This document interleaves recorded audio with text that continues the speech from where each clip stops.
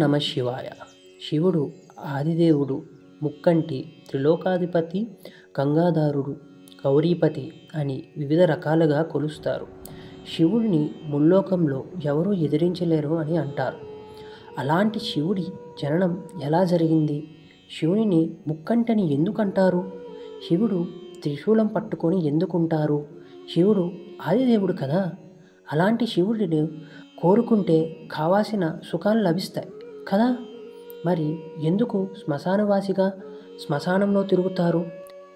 ఇలాంటి ఎన్నో ప్రశ్నలకు మా ఈ వీడియో సమాధానంగా మరియు మీకు గొప్ప జవాబులు అందించడమే ఈ వీడియో లక్ష్యం. ముందుగా మహాదేవుని జననం. శివుడి జననం వెనుక 2 కథలు ఉన్నాయి. శివపురాణం ప్రకారం మహాదేవుడి జననం బ్రహ్మ మరియు విష్ణువు మధ్య ఎవరు గొప్ప అనే సంగ్రామం జరుగుతున్నప్పుడు మహాదేవుడు ఒక స్తంభ రూపంలో ప్రత్యక్షమయ్యి బ్రహ్మ విష్ణువులకు పరీక్ష పెట్టాడు. ఈ స్తంభానికి మొదలు మరియు చివరిని కనుక్కోమనగా విష్ణువు కింద భాగంలోకి, బ్రహ్మదేవుడు పైభాగంలోకి వెళ్ళగా ఎంత ప్రయత్నించినా ఎవ్వరూ కనుక్కోలేక శివుడి తత్వాన్ని అర్థం చేసుకొని శివుడు స్వయంభువుడని, శివుడు గొప్పతనాన్ని అంగీకరించి వారు సంగ్రామాన్ని ఆపివేశారు. ఈ విధంగా శివుడి జననం స్వయంగా జరిగిందని చెప్పబడింది. ఇది ఒక కథ. అయితే విష్ణు పురాణం ప్రకారం మహాదేవుడి జననం బ్రహ్మ విష్ణువు యొక్క నాభి నుండి ఆవిర్భవించడం జరిగిందో శివుడు విష్ణువు యొక్క మొగ తేజస్యం నుండి పుట్టాడన్నట్లు చెప్పబడింది. ఇది మహాదేవుని యొక్క జన్మ రహస్యం 2 విధాలుగా చెప్పబడింది. శివుడు చేసే ప్రతి పనిలో, శివునికి సంబంధించిన ప్రతి విషయంలో గొప్ప పరమాత్మం ఉంది. అలానే శివుడి త్రిశూలం కూడా మనుషుల యొక్క త్రిగుణములకు ప్రతిగా చెప్తారు. మొదటిది సత్వగుణం.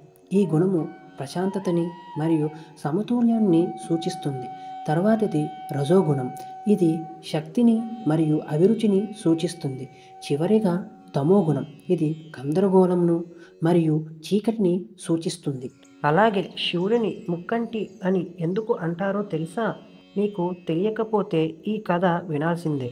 ఒకరోజు పార్వతీమాత శివుడు తపస్సులో ఉండగా కన్ను మూస్తుంది.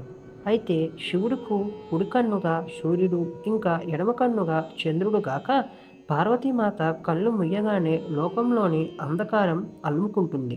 అప్పుడు శివుడు తన 3వ నేత్రాన్ని అంధకారాన్ని తొలగించడానికి తెరిచారు. ఎందుకంటే లోకంలో అంధకారంతో ఉంటే చెడు పెరిగిపోయి రాక్షసులు ఆవిర్భవిస్తారు.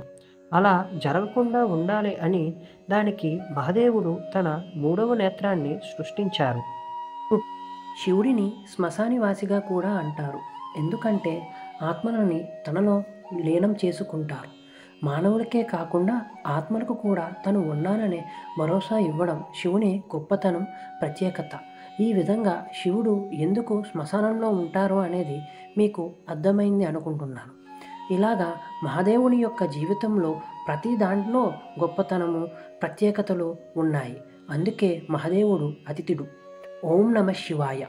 మా ఈ వీడియో లక్ష్యం నెరవేరిందని ఆశిస్తున్నాం. మా నుంచి మీకు కొత్త విషయాలు తెలిసాయని నమ్ముతున్నాము. మీకు ఈ వీడియో నచ్చినట్లయితే లైక్ చేయండి, షేర్ చేయండి, సబ్స్క్రైబ్ చేయండి.